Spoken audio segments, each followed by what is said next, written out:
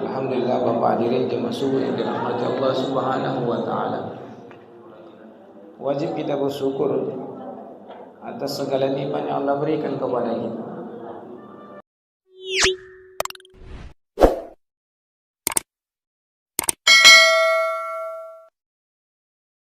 Wajib kita bersyukur atas segala nikmat yang Allah berikan kepada kita. Karena ketika kita tak bersyukur kepada Allah Ta'ala, di saat itu juga berarti kita telah ingkar terhadap nikmat yang Allah berikan kepada kita. Mana kita tahu sendiri Bapak, jemaah subuh yang dirahmati Allah Ta'ala, ketika kita ingkar atau kubur atas nikmat yang Allah berikan kepada kita, maka Allah Subhanahu wa Ta'ala berikan kita ancaman bahwa Allah Subhanahu wa Ta'ala mempunyai azab yang pedih.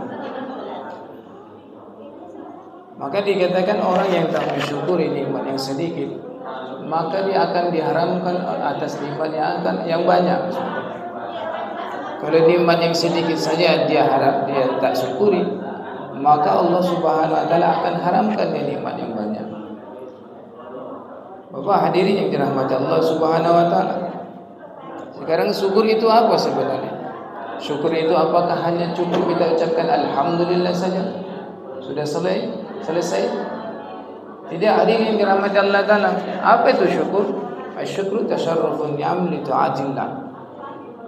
Syukur adalah mentasarrufkan atau menggunakan nikmat-nikmat yang Allah gunakan, Allah Subhanahu wa Ta'ala berikan kepada kita untuk mentaati Allah Ta'ala. Syukur adalah mentasarrufkan, menggunakan nikmat-nikmat yang Allah Subhanahu wa Ta'ala berikan kepada kita untuk mentaati Allah Ta'ala. Maka Bapak hadirin dirahmati Allah Subhanahu wa Ta'ala, dari situ bisa kita ketahui bahwa ketika satu orang menggunakan nikmat tadi bukan untuk mentaati Allah Ta'ala, hakikatnya dia telah kufur atas nikmat tadi, Pak. Satu orang tidak menggunakan nikmat tadi untuk mentaati Allah Ta'ala, hakikatnya dia telah kufur atas nikmat yang Allah Ta'ala berikan tadi, walaupun dia dari mulutnya tadi katakan aku tak mensyukuri Allah Subhanahu wa Ta'ala. Maka Bapak hadirin yang dirahmati Allah Subhanahu wa Ta'ala, lagi dan lagi Pak, kita bersyukur. Minimal kita ucapkan alhamdulillah. Kemudian Bapak Subhanahu wa Ta'ala, kita yakini bahwa ini semua nikmat daripada Allah Ta'ala, dan bagaimana kita tasarrufkan menggunakan nikmat tadi untuk mentaati Allah. Apa guna nikmat mata? Apa guna nikmat telinga? Apa guna nikmat mulut? Apa guna nikmat fikiran Allah SWT? Apa guna nikmat tangan? Apa guna nikmat daripada kaki? Bapak hadirin SWT, ini semua kita gunakan untuk mentaati Allah Ta'ala. Maka ketika satu orang hadirin SWT memang dari mulutnya tadi dia ucapkan alhamdulillah, akan tetapi bahari SWT dia menggunakan nikmat Allah berikan kepada dia, Allah Ta'ala berikan nikmat tadi kepada dia untuk mentaati Allah Ta'ala. Inilah hakikatnya orang yang bersyukur. Mata tadi SWT dia gunakan untuk perkara yang disukai oleh Allah SWT, berarti dia telah mensyukuri nikmat mata. Telinga tadi dia gunakan untuk perkara yang disukai oleh Allah Ta'ala, berarti hakikatnya dia telah mensyukuri nikmat telinga.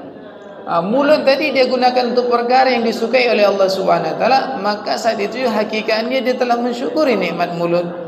Tangan tadi dia gunakan untuk perkara yang disukai Allah Ta'ala, maka saat itu juga dia telah mensyukuri nikmat mulut hari semata, nikmat tangan hari semata. Tapi sebaliknya hadirin yang dirahmati Allah Subhanahu wa Ta'ala, walaupun di mulut dia katakan alhamdulillah, akan tetapi nikmat tadi dipakai untuk perkara yang tak disukai oleh Allah Subhanahu wa Ta'ala. Misalnya nikmat mata dia gunakan untuk perkara yang tak disukai Allah Ta'ala, melihat perkara yang diharamkan oleh Allah Ta'ala, perkara yang tidak halal untuk dia, maka walaupun mulut dia mengatakan alhamdulillah, tapi sebenarnya dia telah kufur akan nikmat tadi. Alhamdulillah dia katakan, tetapi mulut tadi dia gunakan untuk membicarakan perkara yang diharamkan Allah Ta'ala, perkara yang tidak disukai oleh Allah SWT, maka pada saat itu juga dia telah kufur akan nikmat mulut Allah SWT. Telinga tadi dia gunakan untuk perkara yang tak disukai Allah Ta'ala, mendengarkan perkara yang dilarang oleh Allah SWT, maka saat itu juga sebenarnya dia telah ingkar akan nikmat telinga SWT. Kaki dia pakai untuk perkara tak disukai oleh Allah Ta'ala, maka saat itu juga hakikatnya dia hadirin dirahmati Allah Subhanahu wa taala, dia telah mengkufuri nikmat kaki semata. Maka hadirin dirahmati Allah Subhanahu wa taala, dari ujung rambut sampai ujung kaki kita tahu. Dari ujung rambut kita sampai ujung kaki itu berapa banyak nikmat Allah berikan kepada kita. Dari ujung rambut sampai ujung kaki, Pak, berapa banyak nikmat Allah berikan kepada kita. Ya memanglah Allah Subhanahu wa taala sudah nyatakan, wa in ta'uddu ni'matallahi la tuhsuha. Kalau kalian coba untuk menghitung nikmat Allah taala saja, kalian tak akan mampu untuk menghitung. Jadi jumlah nikmat yang Allah telah berikan kepada kita saja nak mampu kita hitung. Jadi sebenarnya, Pak, sehebat apapun, semaksimal apapun hari SWT, kita hari ini bersyukur kepada Allah Ta'ala. Syukur kita ini pun hari SWT belum mencukupi untuk mensyukuri nikmat yang Allah berikan. Macam mana bisa kita mensyukuri nikmat itu semua, Pak? Sedangkan nikmat itu tak tahu kita jumlahnya. Misalnya Bapak ni, Pak Yusuf misalnya, dia punya utang kepada seseorang yang tidak tahu berapa jumlahnya. Tak tahu jumlahnya berapa, Pak. Maka kayak mana pun dia membayarkan utang tadi, hari-hari dia bayar, dia ni tak akan selesai membayarkan utang tadi karena jumlahnya tak tahu semata. Wa in ta'uddu ni'matallahi tuhsuha. Jika kalian mencoba untuk menghitung nikmat yang Allah telah berikan, la tuhsuha, kalian tidak akan mampu untuk menghitung. Sampai dikatakan seandainya lautan itu semua dijadikan sebagai tinta dikali 7. Kemudian dedaunan pohon yang pernah tumbuh di permukaan bumi sampai yang terakhir tumbuh nanti dijadikan sebagai kertas untuk mencatatkan. Kemudian ranting-ranting pohon yang ada pernah tumbuh di permukaan bumi sampai nanti yang terakhir tumbuh dijadikan sebagai pena. Lautan dijadikan sebagai tinta, dedaunan dijadikan sebagai kertasnya, ranting-ranting pepohonan dijadikan sebagai penanya. Kemudian jin dan manusia semuanya bergotong royong musyawarah untuk mencatatkan seluruh nikmat yang Allah Ta'ala berikan.